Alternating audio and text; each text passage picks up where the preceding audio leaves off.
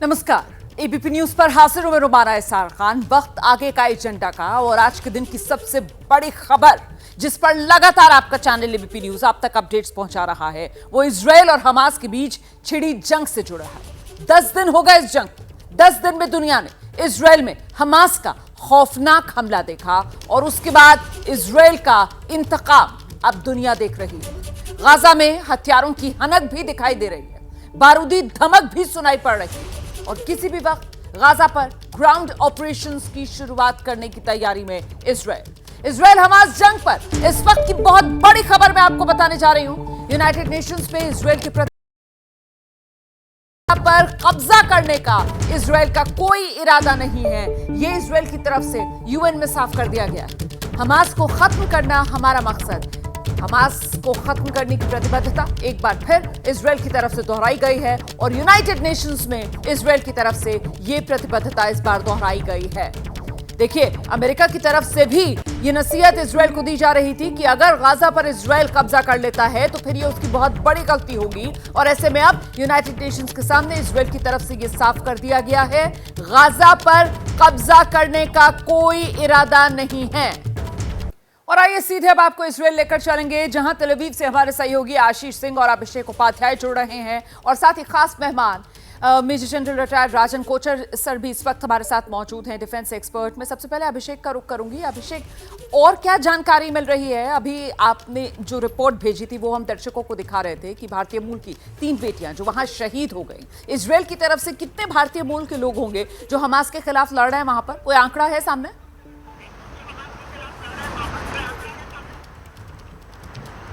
देखिए, बड़ी संख्या में है रोमाना।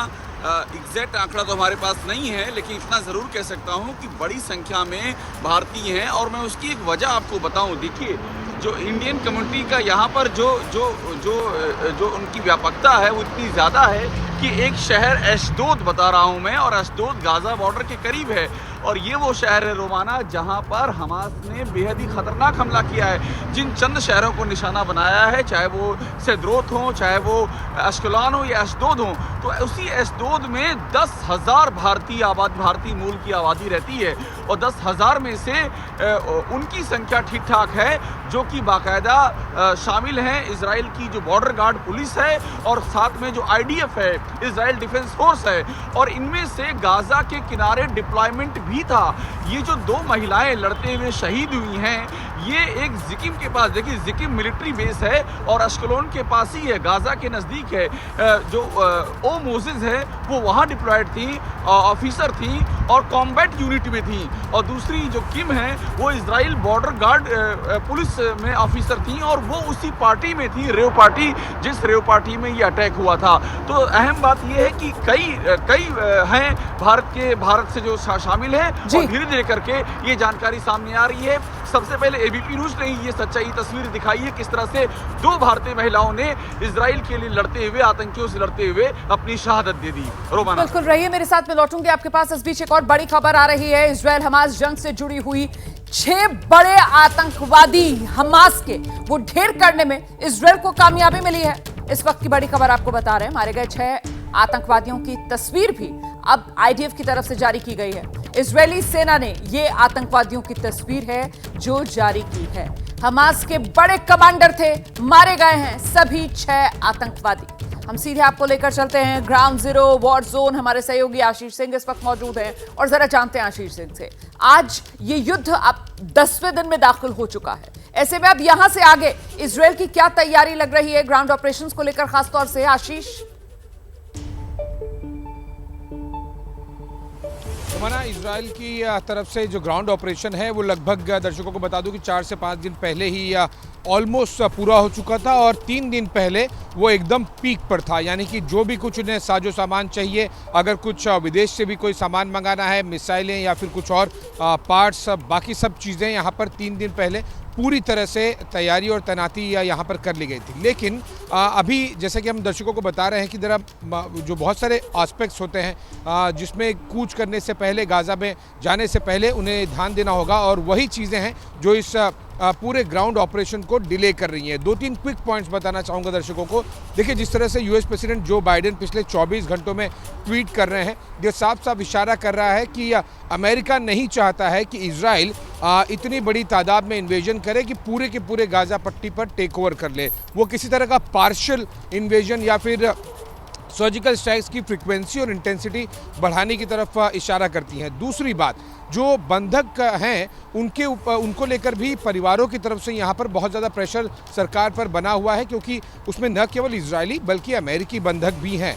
20 से ज़्यादा तो व्हाइट हाउस ने खुद ने कंफर्म कर दिया। उसके अलावा जर्मनी और बाकी देशों के भी कुछ बंधक है, जिसमें टोटल नंबर 125 से 150 तक है। और इसीलिए जो कोशिश की जा रही है इजरायली डिफेंस फोर्सेस द्वारा कि बंधकों को अगर किसी तरह से एटलीस्ट लार्ज नंबर बंधकों को अगर छुड़ा भी लिया जाए, तब उसके आगे की कार्रवाई करना उनके लिए आसान होगा। यही वजह है, एक तो डिप्लोमेटिक और पॉलिटिकल इंटरनेशनल लेवल पर जो एक प्रेशर आ रहा है इजराइल पर, दूसरा बंदूकों वाली सिचुएशन, और तीसरा कि आगे जब ये कूच करेंगे तो हमास भी पूरी तरह से तैयार और तैनात बैठा है। ये सब कुछ जो हम दर्शकों को दिखा रहे हैं, ये हमास भी देख रहा है, जाहिर सी बात है। और इसीलिए हमास, चाहे वो एंटी टैंक मिसाइल्स हो, एंटी टैंक माइंस हो या फिर बाकी ऑर्डिनरी माइंस हो, ये सब कुछ के साथ में वो भी तैयार होगा, जिसकी तस्वीरें भी हमने दर्शकों को इस बुलेटिन की शुरुआत में बताई कि 7 अक्टूबर को किस तरह से वहाँ पर भी तैयारी और तैनाती काफ़ी थी। 7 अक्टूबर को चंद घंटों में ही हमास को पता चल गया था कि जिस लेवल का अटैक उन्होंने इजराइल पर कर दिया है, इजराइल का रिटेलिएशन भी उतना ज़्यादा स्ट्रांग होगा। तो इन सभी की तैयारियों को लेकर हमास भी पिछले 10 दिनों से तैयारी पूरी कर रहा है, और इसी वजह से इजरायली फोर्सेस को ग्राउंड लेवल पर ऑपरेशन करने के लिए भी काफ़ी कैलकुलेशंस की ज़रूरत पड़ेगी, क्योंकि यहाँ पर नुकसान बहुत ज़्यादा हो सकता है, क्योंकि टैंक्स के नंबर ज़्यादा हैं, आर्टिलरी गन्स के अलावा जो इन्फेंट्री कैरियर व्हीकल्स हैं, सैनिकों की बिल्कुल, आप जो बात कह रहे हैं ना, देखिए हमास ये जानता है, हमास आतंकवादी संगठन ये जानता है कि इससे पहले भी जब उसने इजराइल को नुकसान पहुंचाने की कोशिश की है, तो फिर इजराइल छोड़ता नहीं है। अगर हमास की तरफ से एक इजरायली नागरिक मारा जाता है, तो फिर आंकड़ा ये बताता है कि उसके बदले में इजराइल की तरफ से 20 जो आतंकवादी हैं उनका सफाया किया जाता है। इसीलिए अभी ग्राउंड ऑपरेशंस को लेकर जो पिछले कई दिन से आप सुन रहे हैं कि किसी भी पल वो शुरू हो सकते हैं, पूरी तरीके से मामला आगे बढ़ता हुआ नजर नहीं आ रहा है। एक और बड़ी खबर आपको बता देते हैं, इजराइल जा सकते हैं अमेरिकी राष्ट्रपति जो बाइडेन। सूत्रों के हवाले से यह बड़ी खबर मिल रही है। आप जानते हैं, पहले ही अमेरिका के विदेश मंत्री हो, रक्षा मंत्री हो, सब इजराइल जा चुके हैं, और अब अमेरिकी राष्ट्रपति जो बाइडेन खुद इजराइल जा सकते हैं। बेंजामिन नेतन्याहू से फोन पर बात हुई है जो बाइडेन की। इजराइल यात्रा को लेकर विचार कर रहे हैं बाइडेन, ये जानकारी सामने आ रही है। जो बाइडेन का इजराइल पहुंचना अपने आप में एक बड़ा संदेश पूरी दुनिया के लिए होगा। इस बीच जरा आपको तस्वीरें दिखाती हूं मैं। ये बड़ी स्क्रीन पर सैटेलाइट इमेज है जो मैं आपको दिखाने जा रही हूं, और ये सैटेलाइट इमेज जो है वो 2 अलग अलग तारीखों की है। एक 6 अक्टूबर की आप देख रहे हैं, और दूसरी आप देख रहे हैं 7 अक्टूबर की। 7 अक्टूबर मतलब वो तारीख जब हमास के आतंकवादियों ने हमला किया था इजराइल पर। 6 अक्टूबर वाली ये जो तस्वीर है, इसमें देखिए आपको ये तस्वीर साफ नजर आएगी। इस तरफ गाजा है, इस तरफ इजराइल है। लेकिन 7 अक्टूबर वाली ये तस्वीर अगर आप गौर से देखेंगे तो आपको इजराइल की तरफ ये काला घना धुआं नजर आएगा। मतलब इससे समझ में आ रहा है कि जो गाजा की तरफ से रॉकेट लॉन्च किए जा रहे थे, दागे जा रहे थे इजराइल पर, उससे इजराइल को कितना नुकसान हो रहा था। देख रहे हैं आप, वैसे गाजा इजराइल, यहां पर भी ऐसे गाजा इजराइल। लेकिन ये 6 अक्टूबर की और ये 7 अक्टूबर की तस्वीर, और क्योंकि मिसाइल्स दागे जा रहे थे गाजा पट्टी की तरफ से इजराइल पर, तो इजराइल के आसमान पर ये काला घना धुआं। और अब हर गुजरते दिन के साथ इजराइल और हमास के बीच युद्ध और विकराल होता जा रहा है। इजराइल के टैंक गाजा पट्टी तक पहुंच चुके हैं। जमीनी हमला किसी भी पल शुरू हो सकता है। एक के बाद एक हमास के ठिकाने नेस्तनाबूद कर रहा है इजराइल, और एक के बाद एक हमास के कमांडर इजरायली बारूद का शिकार हो रहे हैं। इस सब के बीच अब खबर यह है कि इजराइल की जो खुफिया एजेंसी है मोसाद, वो हमास चीफ इस्माइल हानिया की लोकेशन हासिल कर चुकी है, और माना यह जा रहा है कि अब मोसाद का फाइनल एक्शन शुरू होने जा रहा है।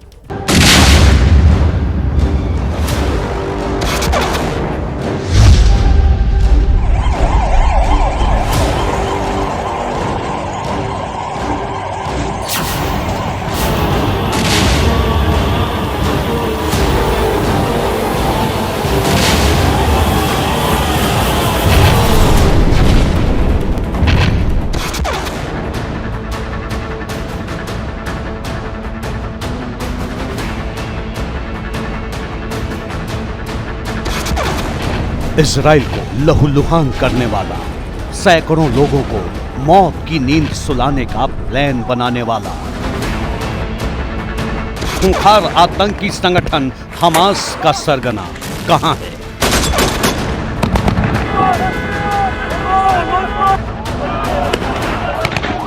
इजराइल की खुफिया एजेंसी मोसाद को इसकी लोकेशन मिल चुकी है। आखिरी बार हमास का मुखिया, नाम है इस्माइल हानिया, कतर की राजधानी दोहा में देखा गया है। आप तस्वीरों में इस्माइल हानिया को ईरान के विदेश मंत्री हुसैन आमिर अब्दुल्लाहियन से मुलाकात करते हुए देख सकते हैं। बताया जा रहा है कि कई दिनों से कतर की राजधानी दोहा में छिपे हुए हमास के मुखिया से मिलने के लिए ईरान के विदेश मंत्री दोहा पहुंचे, लेकिन ईरान के इस कदम ने हमास के मुखिया इस्माइल हानिया की मुश्किलें बढ़ा दी हैं। इजराइल पर हमले के बाद ये पहली बार है जब इस्माइल हानिया की तस्वीर पूरी दुनिया ने देखी है। जाहिर है इन तस्वीरों पर इजराइल की भी नजर होगी, खासतौर पर खुफिया एजेंसी मोसाद की। इससे पहले इस्माइल हानिया को इजराइल पर अटैक के तुरंत बाद नमाज पढ़ते हुए देखा गया था, जिसके बाद वो अंडरग्राउंड हो गया था। उसकी तस्वीरें अब सामने आई हैं, तो मोसाद के एजेंट्स भी एक्टिव हो गए हैं। पहले 7 अक्टूबर की इन तस्वीरों को ध्यान से देखिए। हमास का चीफ इस्माइल हानिया अपने समर्थकों को इजराइल पर हमले का वीडियो दिखा रहा है। इजरायली नागरिकों की मौत पर वो खुश हो रहा है, फिर अचानक उनके साथ नमाज पढ़ना शुरू कर देता है। इन तस्वीरों से साफ है कि इस्माइल हानिया ही इजराइल पर हमले का असली मास्टरमाइंड है।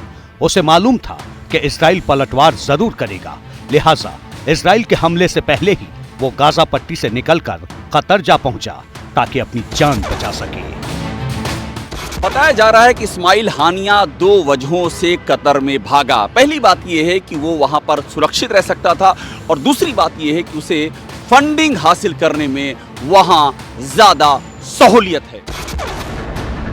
कतर में ईरानी विदेश मंत्री से इस्माइल हानिया की मुलाकात ने दोनों ही वजहों को साफ जाहिर कर दिया है। लेकिन सवाल है, इस्माइल हानिया कब तक इजराइल से बच सकेगा? बताया जा रहा है इस मुलाकात के साथ ही वो मोसाद के रडार पर आ चुका है। तेल अवीव से उसका डेथ वारंट जारी हो चुका है। इजराइल के प्रधानमंत्री बेंजामिन नेतन्याहू पहले ही कह चुके हैं कि गाजा पर उसका हमला हमास के खात्मे के लिए है, जिसका सीधा सीधा मतलब है कि अब हमास से जुड़े हर एक आतंकी और उसके सरगना की मौत। अगर मोसाद का इतिहास आपको याद है तो आप भी जानते ही होंगे, मोसाद को यूं ही किलिंग मशीन नहीं कहते। याद कीजिए 1960 का अर्जेंटीना का सीक्रेट मिशन, जब मोसाद नाजी युद्ध के अपराधी एडोल्फ एकमैन को गुपचुप इजराइल ले आई थी। 1964 में रूसी मिग-29 मिशन, उस वक्त मोसाद की एक एजेंट रूसी विमान उड़ाकर इजराइल ले आई थी। 1972 में wrath of God mission, Munich Olympic में शामिल इजरायली टीम की फिलिस्तीनी आतंकियों ने हत्या कर दी थी, जिसका बदला अगले 20 सालों में मोसाद ने गिन गिन कर लिया। 1976 में ऑपरेशन थंडरबोल्ट, तब मोसाद अरब आतंकियों से फ्रांसीसी विमान को युगांडा से छुड़ा कर ले आई थी। यानी किसी भी देश में घुसकर टारगेट को निशाना बनाना मोसाद को इसमें महारत हासिल है। ऐसे में कतर में बैठा हमास चीफ इस्माइल हानिया मोसाद से कब तक बचेगा? और जो सवाल है कि आखिर हमास का चीफ इस्माइल हानिया कहां है, वो क्या कर रहा है? मोसाद को इसकी लोकेशन मिल चुकी है। अब हमास का वो ट्रेनिंग सेंटर आपको दिखा देते हैं जहां आतंक की ट्रेनिंग दी जाती है, जहां से इजराइल पर हमले की पूरी स्क्रिप्ट लिखी गई।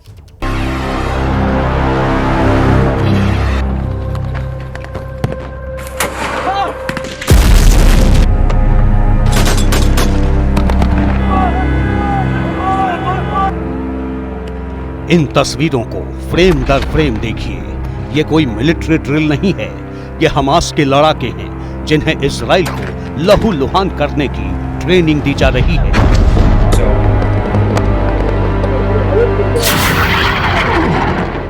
समुद्र के किनारे से रॉकेट लॉन्च किए जा रहे हैं। काली पोशाक में हथियारबंद आतंकी घरों में घुसकर नागरिकों को निशाना बना रहे हैं, लॉन्चर दाग रहे हैं और गोलियां उगल रही हैं मशीन गन।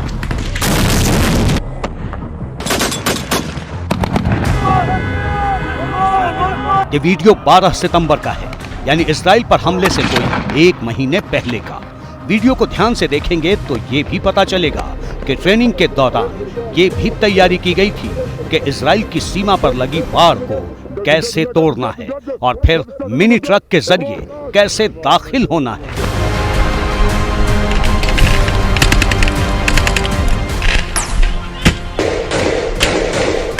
यहाँ बम, बारूद, रॉकेट, ग्रेनेड, लॉन्चर, पैराग्लाइडर, हमले का हर वो साजो सामान मौजूद है जो आतंक फैलाने के लिए काफी है।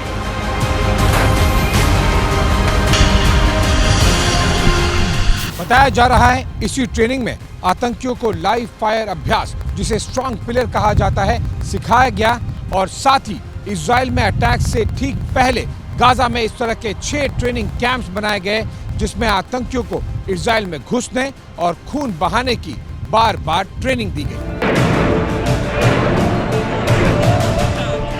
हमास की देखरेख में गाजा पट्टी में फिलिस्तीनी शहर अल मवासी के रेगिस्तान में आतंकियों को हमले की हर एक बारीकी सिखाई गई थी।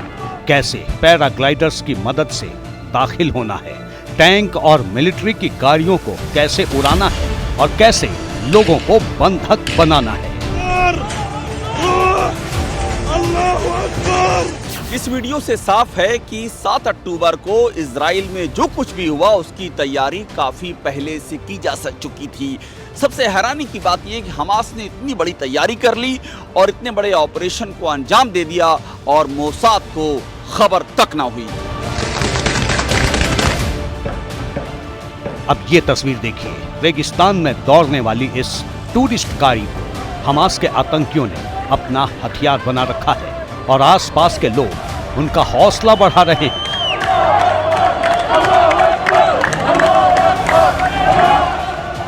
जिसका सीधा मतलब है कि गाजा पट्टी में हमास के आतंक की सत्ता चलती है।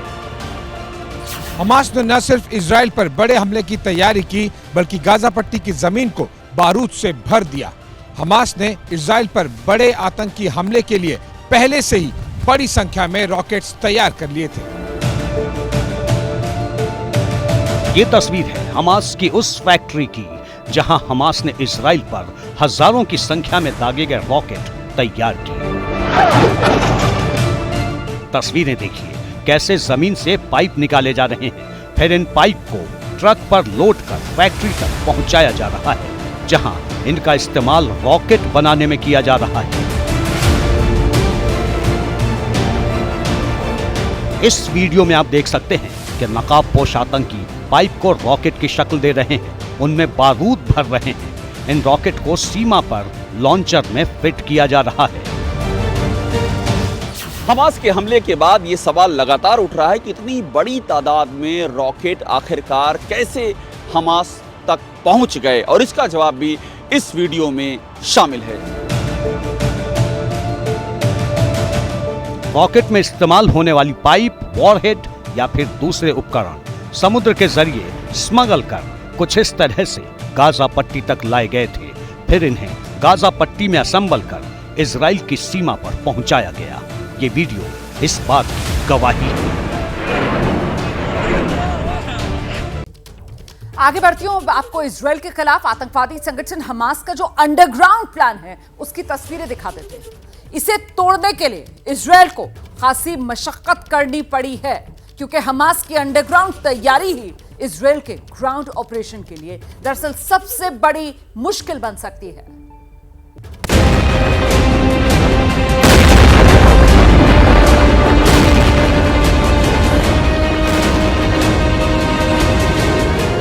सात अक्टूबर से लगातार इजराइल गाजा पट्टी पर बम बरसा रहा है, हमास के ठिकानों को निशाना बना रहा है।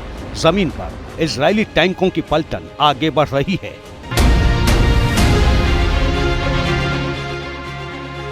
लेकिन इस भीषण हमले के बाद भी हमास इजराइल पर पलटवार कर रहा है।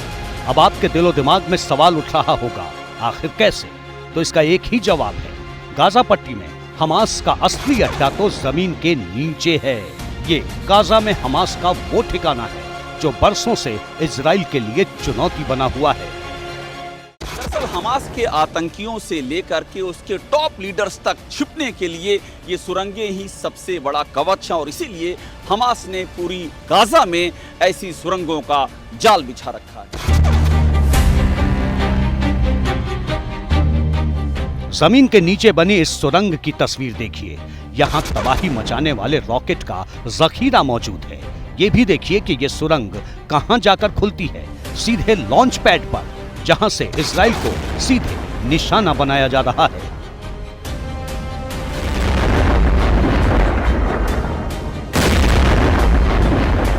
हमास को यह अच्छी तरह मालूम है कि वो इजराइल के हमलों के सामने टिक नहीं सकता, इसलिए उसने सालों पहले से ही गाजा पट्टी में टनल बनाना शुरू कर दिया था।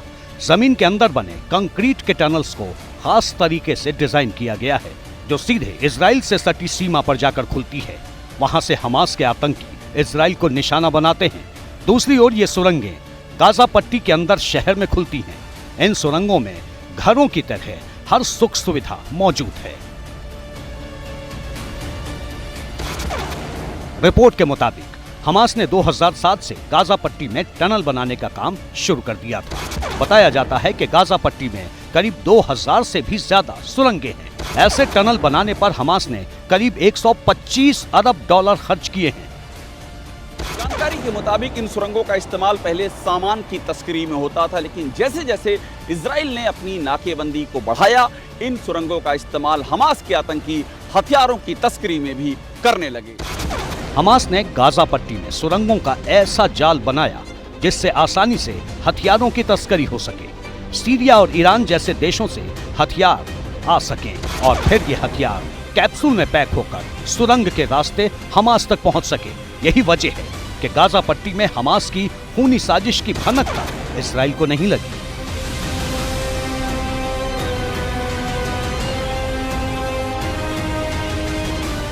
जानकारी के मुताबिक 7 अक्टूबर को जब हमास के आतंकियों ने हमला किया और उसके बाद जैसे ही इजराइल ने जवाबी कार्रवाई शुरू की, हमास के आतंकी इन्हीं सुरंगों में जाकर के छिप गए।